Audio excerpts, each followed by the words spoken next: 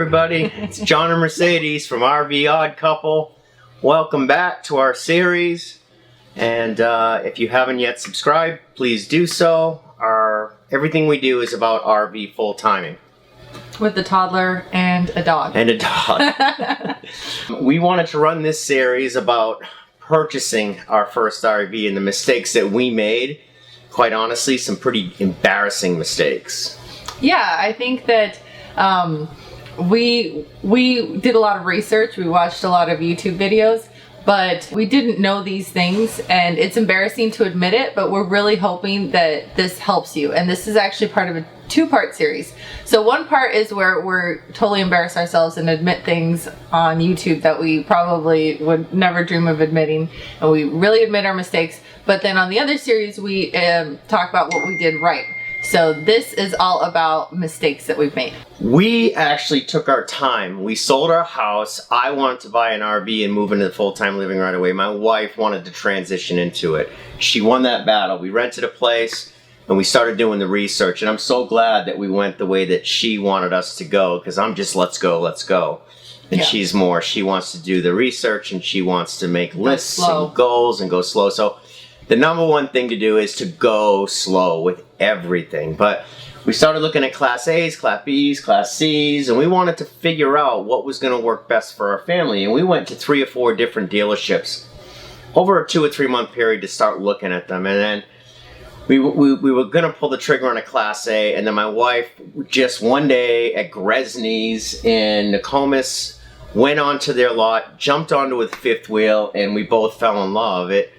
That fifth wheel had enough room for all of us. The baby had her own bedroom, we had our own bedroom, and we had plenty of space if we were going to do this full time. So going from 2,800 square feet all the way down to 1,400 square feet, and now we're looking at living on 400 square feet. So yeah, so this whole video is our our 6 embarrassing mistakes when buying an RV. Yeah. And so the very first one, he's kind of dovetailing into it. But the very first one was we take all this time and we go slow, but don't sign anything. That was our big mistake, is that we signed way too quickly. And we were told like a ballpark payment at a ballpark interest rate, and we're like, that's great, but we have really good credit. So what is our payment at this credit score? And they're like, well, we have to check your credit, which is fine, because when you buy a car, you have to give them permission to check your credit. When you buy a house, you have to give them permission to do a pre-approval. But what we didn't realize was that what we were signing with baby flailing in hand, and the salesperson like saying, oh, just sign here and we'll tell you how much the payment will be. Right. We signed a purchase order. didn't realize we signed a purchase order. Mama was like, it's time to go. Yeah, we got an hour and a half drive home. Yeah. She's had enough. We're leaving. And we were like, we were thinking by signing this, we giving them the right to pull our credit. Yeah, yeah. To look at it. We had no idea it was a purchase agreement, and that's our fault. We should have been paying closer attention. The baby was we were done. She was like, we're leaving. But that ties into number 2. Number 2, get a babysitter.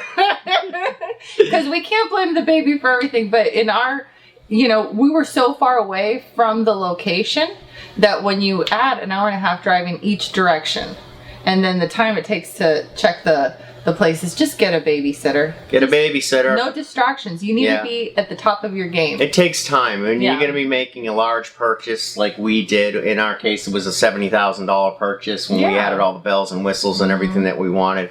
It's going to take some time to do it. And this is not like buying a car. Buying an RV is a lot more like buying a house, which leads us into Number 3. Number 3, don't take delivery until they have finished their punch list. This is huge. It's huge. This is huge because what happens is as soon as we took delivery, there were certain punch list items that they promised us they would get to. Right. They said, we ordered the parts, but we don't have them in yet. Why don't you take it? Go on your first trip.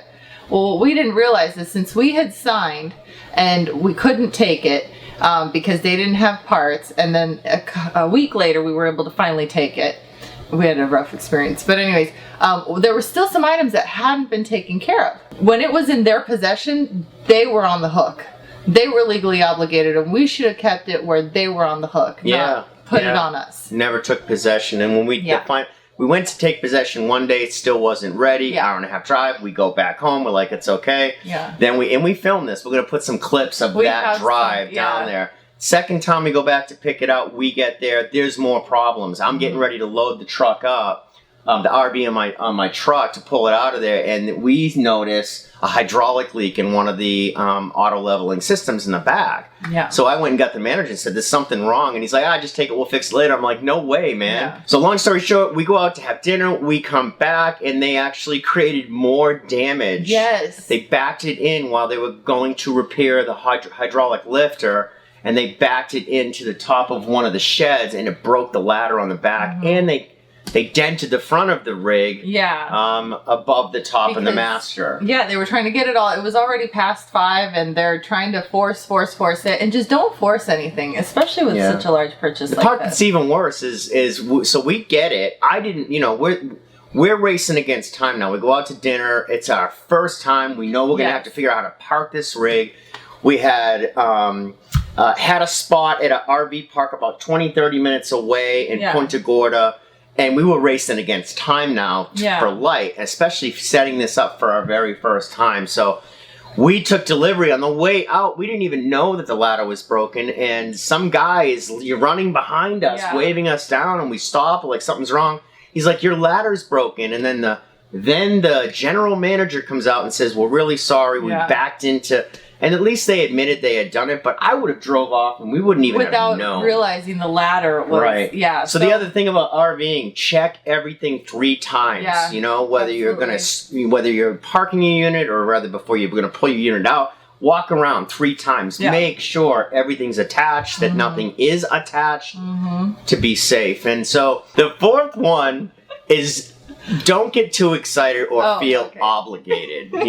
You do build relationships with these salespeople, and we found the unit we wanted. We're still happy with the unit that we got. Yeah, we would have still picked this unit, but we would have gone about it differently. We would have gone totally differently and not been in such a rush to take it. And that's so or big. accommodate them. They started pulling the card out that, hey, we gave this to you at this discount. It's the end of the month. Today's the last day. You got to pick it up. Yeah. We should have said right there, no, sorry. You know what? Tear up the contract and we'll start again. Don't be afraid to walk away. Don't be afraid to walk away. And the other piece of that, so the excitement got to us because what I think, we found bunks for the baby and it has a loft. So it was like perfect for our child. So perfect. And lots of storage. Fell in love. Yeah, the storage. The kitchen. It was an island.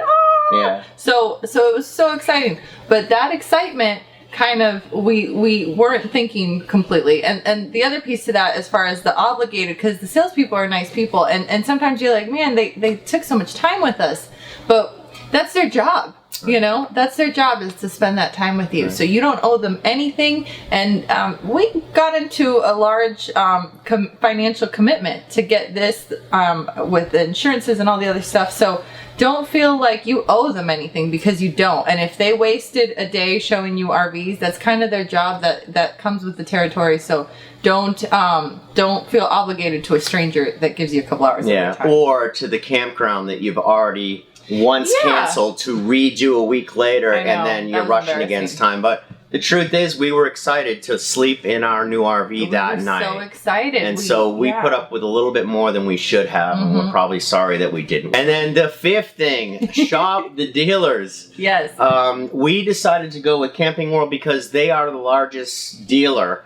And if you're going to do this full time and travel the country like we are, we were like, okay, well, if we need warranty work done. They're everywhere. They're all over the country. And so we thought that was a great thing. So there's this dirty warranty secret that they don't want you to know.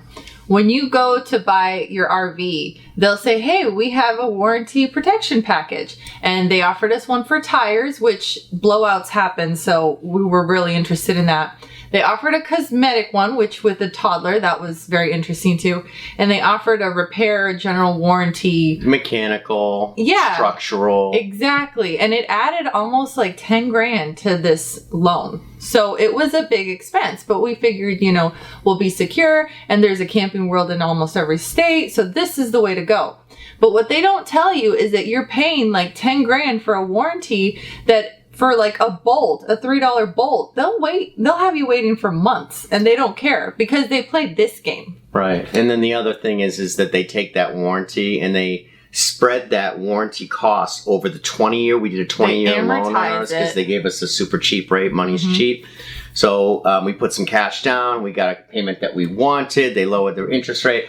But they amortized the total, I think it's different parts of the warranty, 2 years, 4 years, 6 years, and I think 7 years is the longest one that they do. Yeah. They amortize that over 20 years. So we're going to pay that down quickly. Yeah, we're going to do what we need to get rid of that. But it's just really important to know that it's a sneaky trick. And you can shop for the same tire, because if you do have a blowout, especially with a family, you do want to have someone you can call to help you. Yes. So shop it. Don't necessarily buy it from the dealer. Shop it. Look into the warranty that you're buying. Look at other options. You don't have to buy it from the dealer. And the other portion, the first portion of this is choose your dealership good. Yeah. Check their reviews. Yes. Camping World is a mixed bag. Either people hate them or they love them. We liked them at first, and now we wouldn't buy another RV from them again. Their prices are good, but their service is horrible. Yeah. It's the worst service that I've ever had The service department in my life. They've had our RV for 3 weeks for the first 2 months we've owned it. Yeah. 3 separate times, and they never finished the list. And typically we get more damage when we go to take it out. So yeah, because they don't tell you that the warranty parts aren't in, and that's where they need to tell you up front, hey, we'll get this for you, and it won't cost you a dime, but you'll wait 5 months. At least if you knew you were going to be waiting forever, you'd know, but they don't tell you. And we'd say, okay, we're going to drop it off here. Does that work? Yeah. But they don't fix it because they don't have the parts. And then they blame the parts never came in or whatever. Well, but you never told us. And then the sixth This is thing, so embarrassing. you need to have a place to put your RV when you do pick it up. I never measured. I assumed it would fit at our rental unit. We sold our house. We rented to make this transition. I got 40 foot in my driveway from the road to the garage. My boat was next to the house, so we couldn't have any chance of putting it there. Yeah. I went out to measure it one day. We knew we were going to pick it up. They didn't have it ready, and our RV is 42 foot long, so it's one of the longest fifth wheels that they make. It wouldn't fit. It wouldn't fit. So secretly, it benefited us, the fact that they were so twisted up. It actually helped us. It helped us the first time. The first time, not the second or third. So we found a place to store it. That's when we looked into campground memberships, and we'll make a whole nother video on that. That's a whole other world. We chose Thousand Trails and Encore, and there's a whole other word and a lot of information about it. We'll do a video on that in the future. But to sum up, go slow. Yes. Don't sign anything. Yes. Get a babysitter if you have kids. Have plenty of time. Don't feel too much excitement to get it too quick or an obligation to the people that are trying to sell it to you. Absolutely. They're trying to make a living. Keep your emotions at home. Yep. Be cold-hearted. Shop the dealers. She's good at that. Shop the dealers. Shop the warranties. Shop everything. Yes. And make sure you have a place to put it when you pick up. Because you'll need power, especially in Florida. You don't want it to get moldy. It's 91, 92 degrees out every single day down here for 9 months out of the year. Yes, so learn from us. So I hope you liked our video. If you did, give us a thumbs up. Yes, give us a thumbs up and subscribe. If you see where we could do better next time or we didn't touch on something, share our experience with us in the comment section below. Yeah, tell us what you know. What are your rookie mistakes? Subscribe. Yes. Hit the little bell. Ding, ding, ding. and you'll get, we're going to produce these videos. We're going to try to do as many as we can every single week, but definitely one a week. Yeah. And share our experience and our trials and tribulations of full-time RV living life. And if you click that bell and subscribe, you'll get a notification saying that we just released a new video. We love your support. Thank you so much to all of you. And we'll see you in the next video. See you later. Bye.